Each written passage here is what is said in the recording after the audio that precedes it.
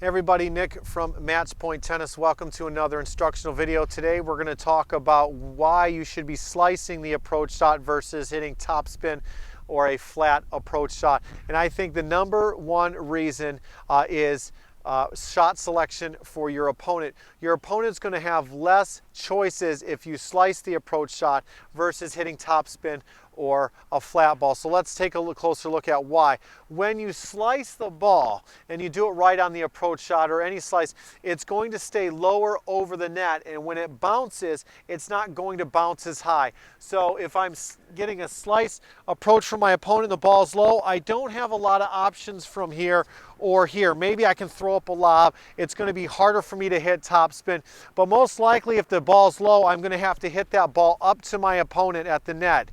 And if that ball's above the net, okay, and you approach and come in, that's great for you. If it's above the net, you have more options. It's a high ball, you can change direction, you can hit it back at your opponent, maybe you can put it away.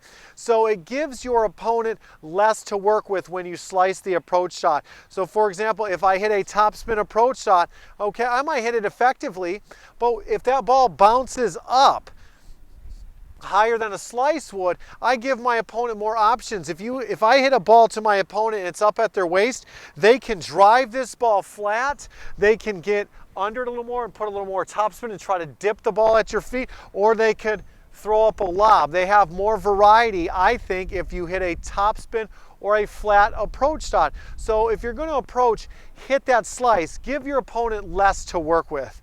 Number two, a great reason is that you can disguise the approach. You can hit that approach short.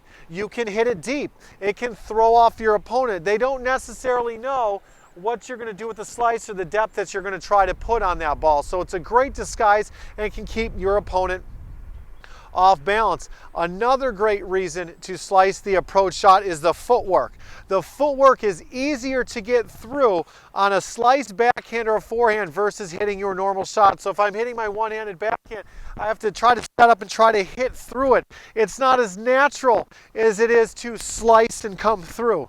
So it's quicker for me to slice my approach shot versus hitting my approach shot. And if I'm quicker, I can get to the net faster. And like we talked about earlier, we can have more time at the net. When we're closer to net, we have more options and a better chance of possibly putting the next ball away. So those are the reasons why I think you should slice your approach shot. So if you have any questions or comments about this, please type them below, and don't forget to subscribe to our channel. This is Nick from Match Point Tennis, and we'll see you next time.